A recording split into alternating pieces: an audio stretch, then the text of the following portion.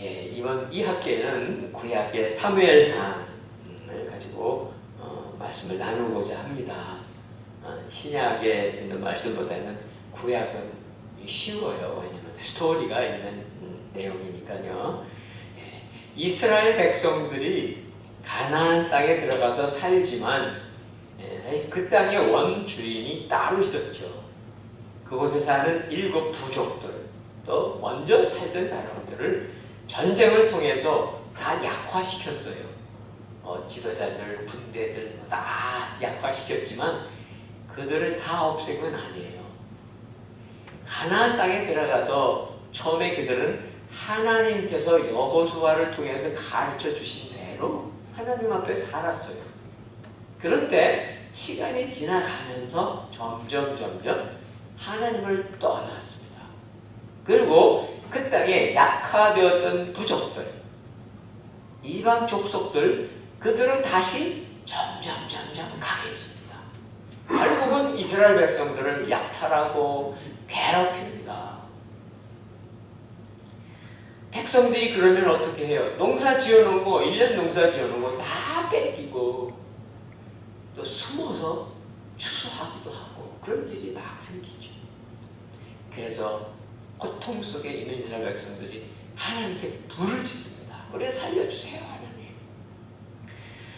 자기들의 죄를 회개할 때에 하나님이 다시 오셔서 그들에게 은혜를 베풀어 주셔요. 지도자 사사를 세우고 백성들을 다시 힘을 얻게 해서 사사를 중심으로 해서 그 땅의 족속들을 다시 잘 다스리기 시작합니다. 그러면 태평시대가 또 몇 년이 지나가요. 뭐 몇 년, 10년, 어떨 땐 길게 40년도 돼요. 그렇게 길게 평탄하다가 평안을 누리다가 점점 다시 이스라엘 백성들이 또 하나님을 등지는 거예요. 문제는 무엇일까요? 문제는 이렇게 하나님 앞에 떠나서 범죄하고 또 심판을 받고 그러고 나서 구원을 받는 이 사이클, 이 순환하는 사이클이 점점 나빠진다는 거예요. 악순환이죠, 악순환. 우리는 어떤 일이 뭐 항상 좋은 일만 생기고 또 어떨 때는 너무 나쁜 일만 계속 생기고 그러지는 않습니다. 여러분 아무리 좋은 일이 많이 생겨도 나쁜 일도 있지만 또 힘든 일도 생기고 하면서 이렇게 점점 좋은 쪽으로 간다면 괜찮아요. 문제 없어요. 우리 신앙은 괜찮은 거예요. 그런데 만일 조금 좋은 일이 생겨서 또 푹 가라앉고 또 조금 괜찮은 것 같다 다시 또 푹 가라앉고 그럼 나중에는요 소망이 없습니다. 참 소망이 없습니다. 결국 사사기라고 하는 성경의 마지막 문장이 어떻게 끝나는 줄 아세요? 마지막 문장이 이렇게 끝납니다. 사람이 각각 그 소견에 옳은 대로 행하였더라. 자기 하고 싶은 대로 살았다는 거예요. 하나님 아무 상관없어요. 사람들마다 생각이 다 다르죠. 옳고 그른 게 다 다르고 하고 싶은 게 다 다르니까 그냥 각자 살았다는 게 각자. 이것은 하나님의 백성이 살아가는 모습 전혀 아닙니다. 하나님이 어떠셨을까요? 답답하셨을 거예요. 그래서 하나님은 새로운 시대를 준비하십니다. 완전히 새로운 시대. 어둠의 시기가 350년이 지나고 새로운 시대가 준비되는데 오늘 그 시대가 준비되는 게 사무엘상 1장이에요. 사무엘상 1장은요.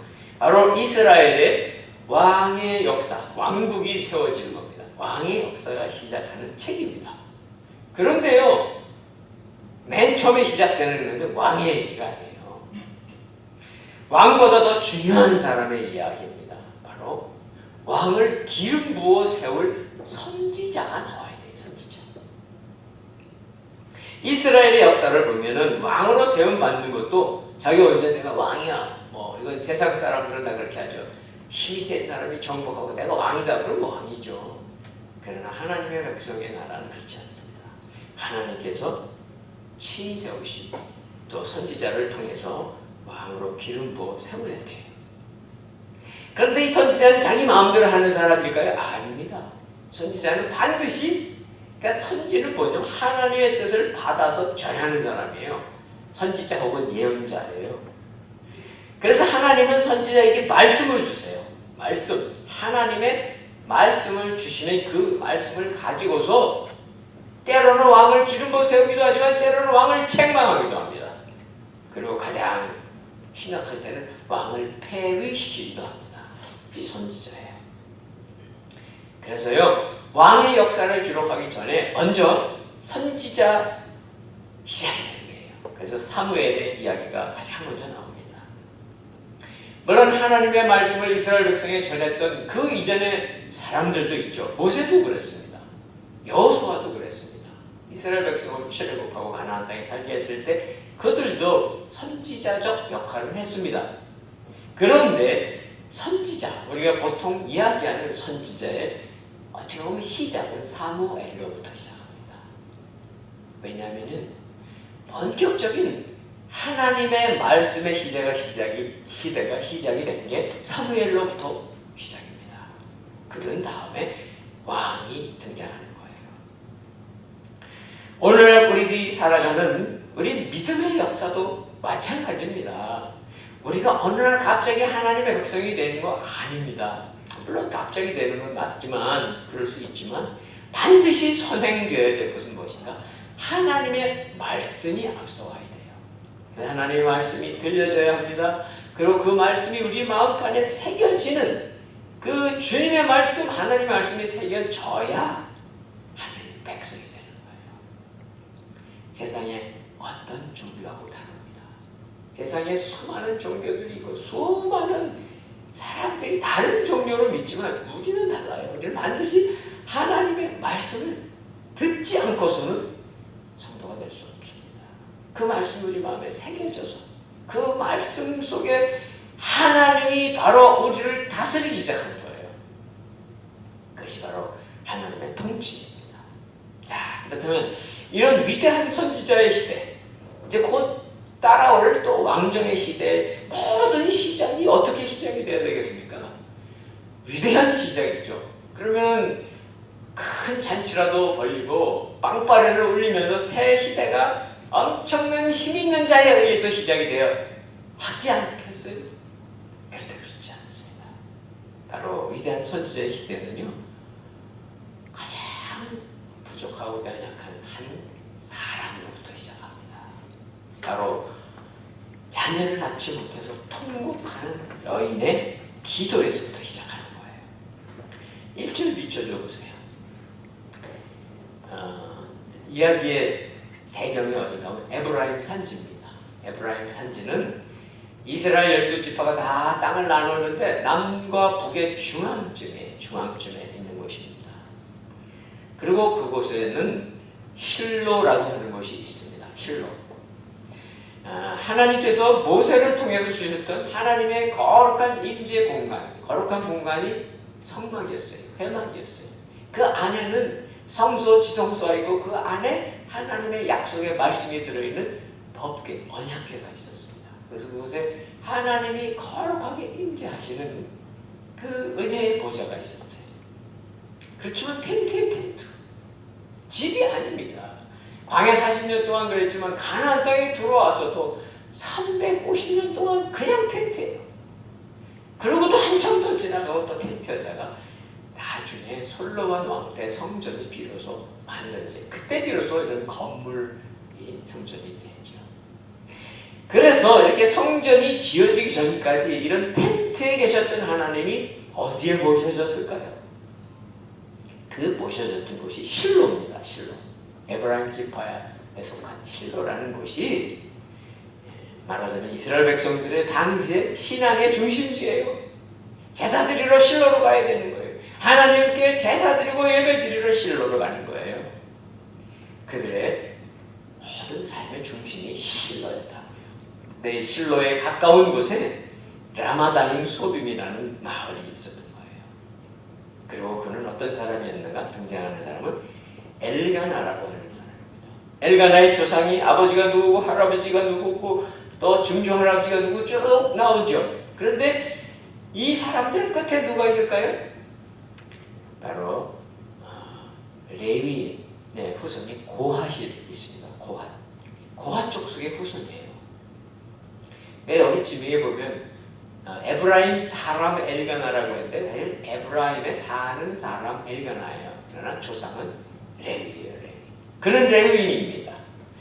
이 당시의 레위인들은 여러 부족들이 12지역에 흩어져 살 때에 그들에게 가서, 물론 성전에 있는 레위인도 있지만 그들 지역에 가서 살면서 그 흩어진 하나님의 백성들에게 율법을 가르치는 일을 했었어요. 2절 보시니까. 그런데 엘가나에게 특이한 일이 있습니다. 레위인이라면, 하나님의 거룩한 사람이라면 이런 일은 안 해야 맞을 것 같은데 아내가 2명이에요. 이것은 바로 엘가나의 신앙에 무엇인가 허점이 있다는 걸 보여주는 겁니다. 2 여인이 다 아내예요. 한나가 먼저 나오는 것으로 보면 첫째 아내일 것입니다. 분인나가 둘째 아내일 것입니다. 그런데 첫째 아내인 한나로부터는 자식이 없었어요. 자식을 얻지 못하게 되자 고심하던 끝에 둘째 아내를 낳아준 거예요. 그리고 둘째 아내 분나로부터 여러 자식을 둡니다. 에브라임이라고 하는 지역은 이스라엘 땅 중에서도 좋은 땅입니다. 물론 더 좋은 땅도 있을 수 있습니다.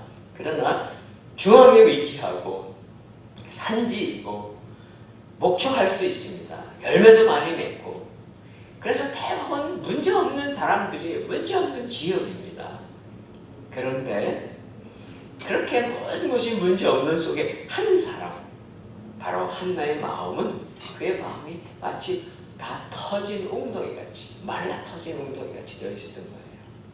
그 여인의 심정이 얼마나 가난해졌을까요? 3절 한번 같이 봅니다. 3절 같이 읽습니다. 시작. 엘가나는 해마다 전능하신 여호와께 경배와 제사를 드리기 위해 고향에서 실로로 올라갔습니다. 그곳에 엘리의 2 아들 홈니와 비나스가 여호와의 제사장으로 있었습니다. 엘가나, 그 가정에 문제가 있지요, 그렇죠? 그런데 엘가나 그에게는 그래도 영적인 그러한 소중한 그런 자세가 있었어요. 세상에 완전한 사람이 누가 있습니까? 때로 우리는 이렇게 신앙생활 하다 보면 나는 잘 모르니까, 그렇죠? 다른 사람만 보이니까 그 사람들의 약점, 우리 자꾸 눈에 띄니까 얘기하게 되고 말하게 되고 그럴 수밖에 없습니다. 완전한 사람은 없습니다. 우리는 엘가나의 좋은 점을 찾아냈어요. 여기서 보니까 우리도 그래야 돼. 우리도 다른 사람의 약점이 많아도 그거 자꾸 보지 말아요. 약점은 여러분이 선택한 약점을 보면요, 그 약점 왜 보이는 줄 아세요? 거울. 그 약점이 나한테도 비슷한 게 있거나 약점이 있다는 걸 깨달으라고 보여주는 거예요. 그게 우리 믿음의 사람들의 태도가 돼야 돼요. 엘가나는 한 가정의 영적인 지도자입니다. 물론 자신이 레위인이기도 하지만, 그래서 가족을 데리고 매년입니다. 1년에 한 번씩 바로 하나님의 성막에 있는 실로에 가서 제사를 드리는 거예요. 경배를 드리는 거예요.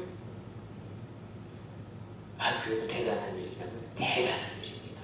왜냐하면 지금 사사기 말이거든요. 대부분의 이스라엘 백성들은 다 타락했어요. 거의 다 타락했어요. 100%는 아니지만 거의 다 타락해서 이방신, 바알신, 그런 신들 다 섬기고요. 또 하나님을 섬긴다고 말은 하지만 다 게을르고 나태해진 신앙 가지고 있었던 시대에 해마다, 그렇죠? 빠지지 않고 자기 가족을 다 데리고 가서 실로에 가서 예배를 드리기를 끊임없이 하고 있는 엘가나. 성실하죠. 그리고 가족들을 다 하나님 앞에 나가서 하나님 앞에 모든 제사와 또 필요한 모든 축복을 받기를 원했던 거예요. 여호와 하나님은요, 예배 드리는 사람들을 만나주십니다. 반드시 만나주십니다. 그래서 예비하신 은혜를 부어주시는 거예요. 엘가나는 약점이 있었지만 하나님은 그 엘가나와 그의 가정에게 예배 가운데 인도해 주시는 예배 가운데 역사하시는 거예요. 사랑하시는 성도 여러분, 하나님께 드리는 예배는 너무 소중합니다. 우리가 와서 1시간 앉았다 가고 끝나는 거 아닙니다. 너무 소중한 것을 깨달으셨으면 좋겠습니다. 왜냐고요? 엘가나 가정에 문제가 풀리기 시작한 그 계기를 만든 게 바로 하나님께 예배드리는 사건, 바로 그것 때문에 시작되기 때문에 그래요. 3절, 4절 같이 읽습니다. 3절 시작. 엘가나는 해마다 전능하신 여호와께 경배와 제사를 드리기 위해 고향에서 실로로 올라갔습니다. 그곳에는 엘리의 두 아들 홈니와 비나스가 여호와의 제사장으로 있었습니다. 4절 엘가나는 제사 드리는 날이 올 때마다 자기 안에 분이 나와 그 모든 아들, 딸들에게 제물로 드릴 고기를 나눠주곤 했습니다. 5절 한 번만 더 읽어요. 5절 시작. 그러나 한나에게는 2배를 주었는데 그것은 그가 한나를 사랑했기 때문입니다. 그러나 여호와께서는 한나에게 자녀를 주지 않으셨습니다. 제가 3절 다시 반복해서 읽었어요. 죄송해요. 4절, 5절에 보면 엘가나가 드렸던 제사, 4절 비춰줘 보세요. 제사는 우리 레위기에 나오고 구약에 나오는 제사가 많아요. 여러 가지 종류가 있어요. 그런데 그 중에 다른 제사들은 다 하나님께 드리고 끝납니다. 대부분 태워서 드리고 끝납니다. 하나님은 향기로 태우는 제사를 주로 받으셨거든요. 그런데 이 제사를 드리고 그때 제물 중에 성경에 다 이렇게 정해진 대로 제물 중에 어떤 부분은 제사장에게 드리고 나머지는 제사 드리는 가족들이 나눠 먹습니다. 그것이 화목제예요. 화목제. 그래서 화목제는 잔치입니다. 가족들이 가서 제사 드리고 나서 그 제물들을 다 나눠 먹는 잔치예요. 보니까 이렇게 다 가족들에게 나눠주는 거예요. 두 아내와 자식들에게 다 나눠주는 거예요. 그런데 5절에 보니까 특이한 일이 벌어지는 거예요. 한나에게는 2배를 주었습니다. 그래서 엘가나가 한나를 사랑했기 때문입니다. 남편은 한나를 사랑합니다. 그녀에게 2배를 주었다는 뜻은 그만큼 더 안타깝고 사랑했다는 거예요. 그런데 이런 남편의 사랑도 한나의 고통을 풀어주지는 못합니다. 왜냐고요? 한나에게 필요한 건 조금 더 많은 고기가 아닙니다. 한나가 고통스러워하는 이유는 무엇이었을까요? 보통 사람들이면 다 받을 수 있는 것을 받지 못했다는 거예요. 때로 우리들도 그렇습니다. 다른 동료들 주위에 있는 사람들 다 보면 다 잘 되는 것 같고 다 잘하는 것 같고 근데 왜 나만 그런 일을 왜 안 하게 하시나 못하게 하시나 할 때가 있습니다. 그래서 왜 하나님 나를 이렇게 사람들 속에서 무시당하며 살게 하십니까? 라는 생각이 들 때가 있습니다. 그러나 진짜 한나의 고통은 누가 도와줄 수 있습니까? 아무도 도와줄 수 있는 방법이 없습니다. 사랑하는 성도 여러분, 만일 우리들이요 이 세상을 살아가면서 다른 사람들이 누리는 그 좋은 축복들을 다 누리고 받고 살아간다면 부족한 게 없을 거 아니에요. 아쉬움이 없을 거 아니에요. 그러면 어떤 일이 벌어질까요? 바로 내가 누리고 있는 이 세상의 축복이 다구나. 이렇게만 기쁘게 살면 되겠구나. 거기서 끝나버리는 거예요. 더 이상 하늘의 신령한 축복을 기대하지 않게 됩니다. 생각도 하지 않습니다. 눈앞에 있는 것으로 만족하는데. 그래서 때로는요, 하나님이 우리들에게 그 영원한 축복, 하늘의 축복을 붙들게 하게 하시려고 사람들에게는 다 당연한 것 같은데 그런 일을 우리에게서 빼앗아 가실 때가 있어요. 바로 한나가 그런 거예요. 한나가 고통을 받고 있는 것을 남편이 알았던 거예요. 그래서 배려해 주었던 거죠. 그렇지만 남편의 사랑이 아무리 커도 도와줄 수 없는 거죠. 그리고 여기 보시면 5절 끝에 보세요. 그러나 여호와께서는 한나에게 자녀를 주지 않으셨습니다. 남편이 주지 않은 것도 아닙니다. 누가 애쓰지 못해서 그런 것도 아니에요. 여호와께서예요. 여호와께서. 또 6절도 보세요. 6절. 자, 6절 같이 한번 읽을까요? 시작. 여호와께서 한나에게 자녀를 주시지 않았으므로 분인나는 계속해서 한나를 괴롭히고 업신여겼습니다. 반복해서 나오죠. 여호와께서 그렇게 하셨다는 거예요. 모든 믿는 사람들의 믿음의 고백 중에 우리가 공통적인 고백은 그겁니다. 우리들이 무슨 일을 만나도, 어려운 일을 만나도, 힘든 일을 만나도 하나님이 알고 계시고 하나님 허락하신 일이에요. 그러니까 때로는 하나님께 원망이 되긴 돼요. 아마 하나님 나 이런 거 주셔가지고 이렇게 힘들게 하시니까 원망할 수는 있지만 그 어떤 어려움도 어떤 고난도 하나님 전혀 모르고 하나님이 허락하지 않은 일이 일어나지는 않습니다. 절대 그런 일은 일어나지 않습니다. 그때 보니까 여호와께서 이렇게 하셨다고 말씀하고 있잖아요. 맞습니다. 하나님의 자녀들을 우리의 생명의 시작부터 끝까지 우리들의 인생 가운데 일어나는 모든 일 가운데 주권을 가지신 분은 여호와 하나님이세요. 내 마음대로 사는 것 같죠? 내가 하고 싶은 일 찾아서 가고 내가 하고 싶어하는 공부하는 것 같고 내가 찾아서 직장 찾고 다 여기저기 왔다 갔다 할 수 있습니다. 나중에 살아보세요. 다 살아보고 그때 돌이켜보세요. 아니 여러분 지금까지 살아온 인생을 돌이켜보세요. 여러분 정말 원하는 길로 원하는 대로만 왔습니까? 아니잖아요. 여러분 원치 않는 곳에 때로는 원치 않는 시간에 어려운 일 만나서 또 다른 길을 찾고 여기까지 오셨다고요.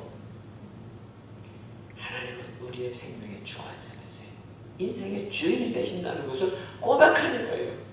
왜냐하면 그분이 나의 아버지, 나의 하나님이신데 나를 그냥 내버려 두실 이유가 없습니다. 자, 이렇게 한나가 비참합니다.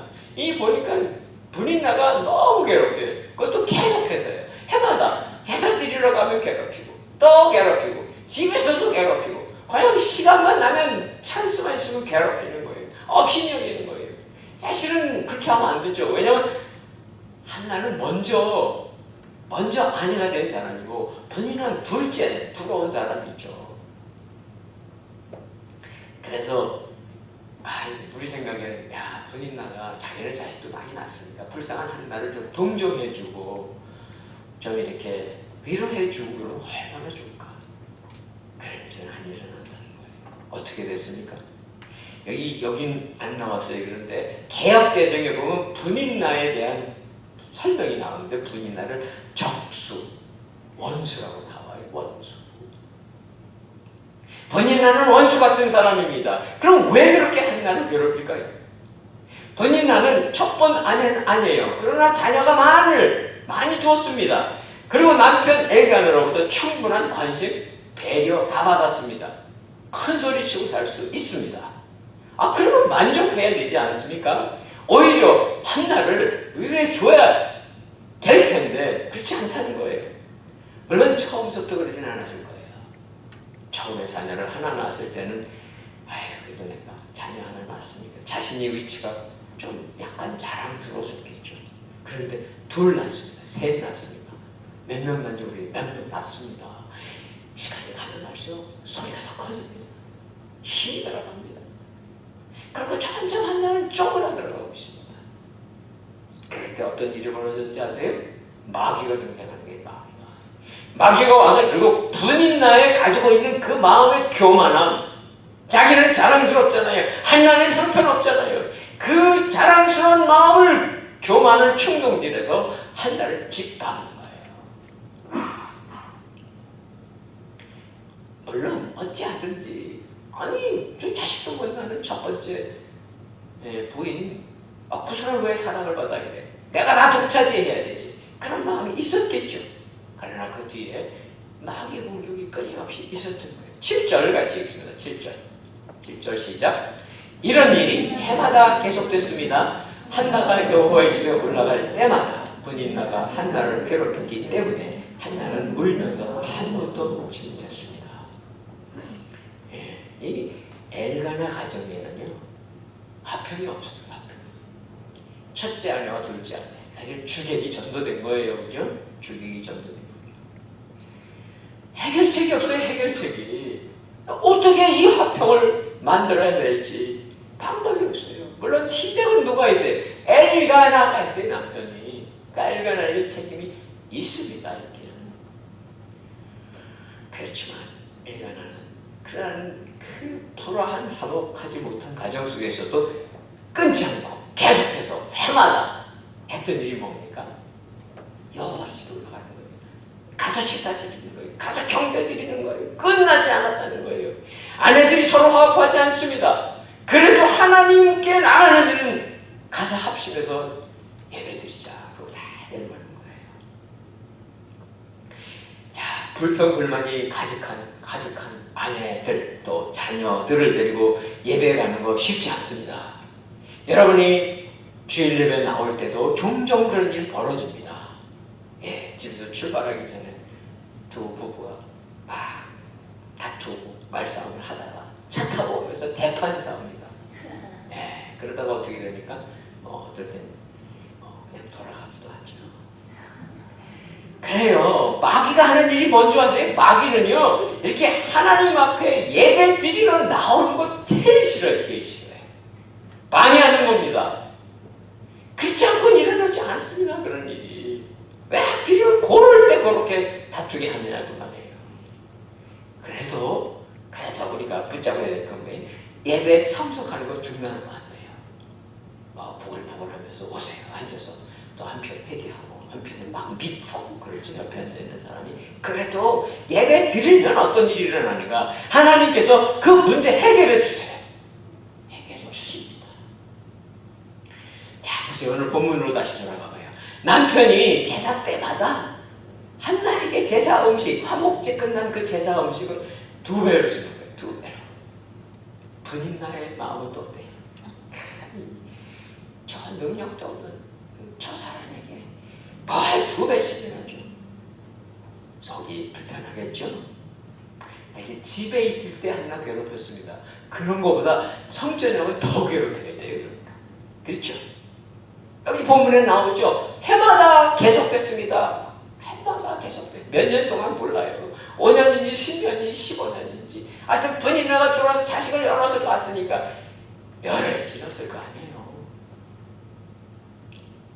번번이 괴롭힙니다. 번번이 충동질하는 거예요. 물론 그 까닭은 질투심도 있죠. 그러나 근본이 뭐냐면 한나가 예배를 드리는 거 방해하는 거예요. 만일 한나가 사실 약자고 아무 힘도 없지만 하나님께 제사 드릴 때 거기서 은혜 받고 마음이 평안해가지고 가면 얼마나 좋겠습니까? 그런데요, 원수 마귀는 그거 가만히 보지 못합니다.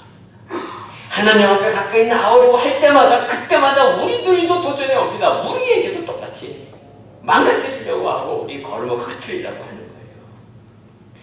마귀가 하는 일은 뭔지 아세요? 사람의 마음속에 있는, 그렇죠? 분노, 또 이런 미움, 이런 것들을 자극하는 거예요.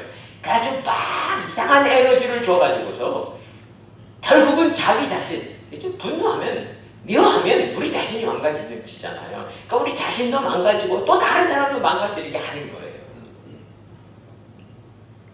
결국 분나를 통해서 마귀가 원하는 건 뭘까요?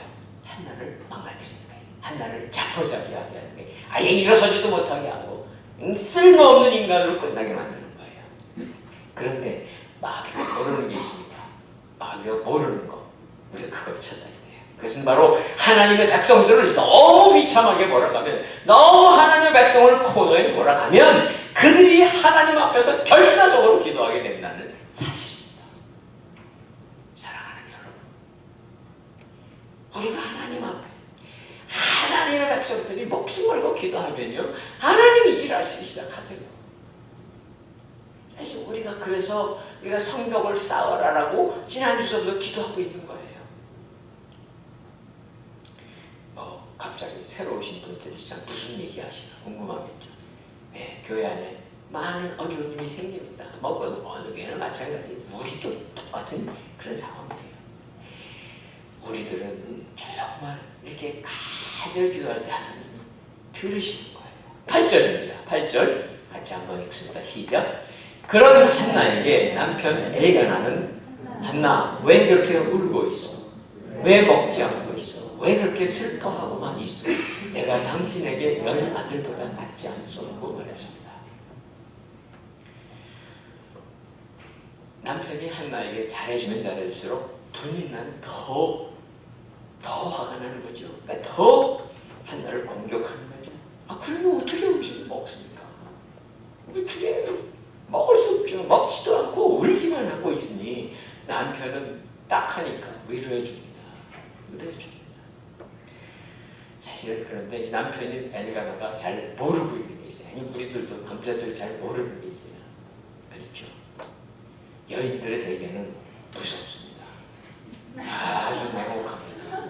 여기 자매님들 왜 웃으시는지 다 아실 거예요. 무섭습니다. 아마 분인나가 남편이 있을 때는 한나를 그렇게 대놓고 괴롭히지 않았을 거예요. 잘해주는 척했을 거예요. 그러다가 남편이 안 보이면 호랑이가 돼가지고 그냥 공격하는 겁니다. 아, 불쌍한 이 아무것도 잘 모르는 뭐 대책도 없는 이 엘가나가 한나요, 당신한테는 내가 10 아들보다 낫지 않소. 맞습니다. 10 아들보다 낫습니다. 남편이 잘해주고 이렇게 사랑해주고 배나 관심과 사랑을 베푼다면 뭐가 문제입니까? 그렇죠? 자녀들 키우는 게 얼마나 어려운데, 그렇죠? 자녀들 힘들잖아요. 사랑스럽죠. 얼마나 공이 많이 들어가고 싶습니까? 아무리 그렇게 해도 위로가 안 되는 거예요. 위로가. 정말 힘든 시간, 괴로운 시간, 속이 막 터지는 것 같은 순간에 결국 한나는 뭐 했습니까? 한나가 뭐 했을까요? 여러분, 막 속이 막 뒤집어지고 막 갈등해지고 어떻게 합니까? 어떻게 해서 탁 이러잖아요. 그렇죠? 그런데 한나하고 분인나는 어떻게 해요? 이 정도면 사실 한나는 분인나한테 가만히 있으면 안 돼요. 그냥 세상 말로 한바탕 대판 붙어야 됩니다. 아니, 정한 머리끄덩이라도 잡아야 됩니다. 그렇죠? 그렇게 하지 않습니다. 또 사실 이러면 남편한테 화풀이 해야 되잖아요. 남편한테 바가지를 꺼야 됩니다. 원망해야 됩니다. 그것도 안 합니다. 한나는 그 마음, 상한 마음, 썩어버린 그 마음을 안고 하나님의 성막으로 들어가는 게 하나님의 성막으로. 거기서 기도합니다. 또 기도합니다. 10절이에요. 10절. 10절 같이 10절 같이 읽습니다. 시작. 한나는 마음이 너무나 괴로워 울고 또 울면서 여호와께 기도했습니다. 울고 기도하고 울고 기도하고 울고 기도하고 계속 하는 거예요. 무슨 기도를 했겠습니까?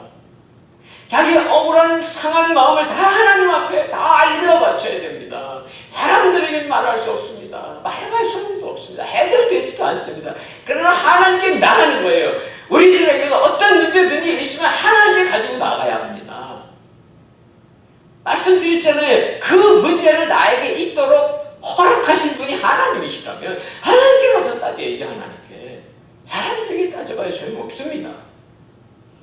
그리고 문제를 나에게 있게 하신 하나님의 뜻, 하나님의 의도하심이 뭐냐고요? 하나님 만나자는 거예요. 하나님 만나자고. 나하고 얘기 좀 하자고. 그럴 때에, 그런 때도 또 마귀가 또 옵니다. 마귀가 어떻게 와서 우리한테 공격하는지 아세요? 우리에게다 쬐끄만 목소리를 속삭여요. 이렇게 속삭일 거예요. 야, 하나님이 네 문제에 대해서 관심이 있는 줄 알아? 없어. 관심 없다고. 그리고 하나님 알아도, 그 문제 알아도 해결해 주시지 않아. 라고 우리가 속삭입니다. 그럴 때 우리는 믿음이 필요한 거예요. 믿음.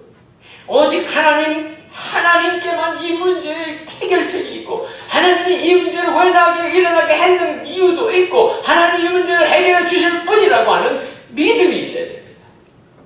그래서 한당한 게 그거예요. 딴 거 안 했어요. 하나님 앞에 가서 억울한 거 다 허소하고. 그럴 때 막 다 고자질하는 거예요. 아니 뭐 다 대놓고 말 못했던 거, 하나님 그 사람이 나를 이렇게 괴롭혔습니다. 그 시편에 우리 다윗이 한 고백이라는 거예요. 원수들이 나를 이렇게 조롱했습니다. 원수들이 나를 이렇게 핍박했습니다. 계속 시편에 나오죠. 그렇게 기도하는 거예요. 하나님 앞에 자신의 괴로움을 내어쏟고 있었던 한나예요.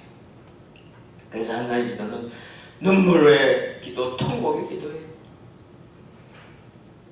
사람들에게 호소하는 것보다요, 더 중요한 것은 골방으로 들어가서 하나님께 기도하는 거예요. 사랑하는 성도 여러분, 우리들에게도 이러한 골방에 들어가서 하나님과 씨름하는 기도의 시간이 있기를 바랍니다. 그리고 이렇게 기도할 때에 여러분 혼자 기도하는 거 아니고 걱정하지 마세요. 물론 여러분의 기도를 중보해주는 다른 분도 있겠지만 가장 중요한 중보자가 있으세요. 그분은 바로 우리의 기도를 도와주시는 중보자 예수 그리스도이십니다. 언제 어디서나 여러분이 예수 그리스도의 이름으로 기도한다면 바로 하나님한테 직통으로 연결되는 기도예요. 직통 전화선을 하나님께 갖고 있는 거예요, 우리는. 그래서 하나님이 구하는 하나님 앞에 나오는 참된 제사는 뭐라고 성경이 기록했습니까? 여호와 앞에 상한 심정으로 통회하는 기도자를 찾으십니다. 오늘도 우리가 서 있는 자리, 여러분의 삶의 모든 자리에서 여러분이 가지고 계신 하나님과의 직통 전화선이 있다고요. 하나님의 보좌를 연결할 수 있는 바로 그 하나님의 놀라운 섭리, 우리가 간절히 기도할 때 응답받고 성취되는 그런 삶을 사시기를 축원합니다. 이제 마지막 11절입니다. 11절 같이 읽습니다. 시작. 그리고 맹세하면서 말했습니다. 전능하신 여호와여, 만약 주께서 주의 종의 비참함을 굽어보셔 기억하시고 주의 종을 잊지 않고 제게 아들을 주신다면 평생을 여호와께 바치고 결코 그 머리에 칼을 내지 않겠습니다. 하나는 고통 가운데 삶을 포기하지 않습니다. 분이나 그렇게 힘들게 하고 그래도 포기하지 않습니다. 그렇다고 세상적인 방법 찾지 않습니다. 하나님을 찾았습니다. 하나님 앞에 그의 아픔, 슬픔, 고통을 다 토로하고 기도합니다. 결국은 무엇입니까? 나의 모든 아픔이 하나님께 드려지는 기도로 바뀐 거예요. 기도로 바뀐 거예요. 그러면서 이렇게 기도하죠. 만약은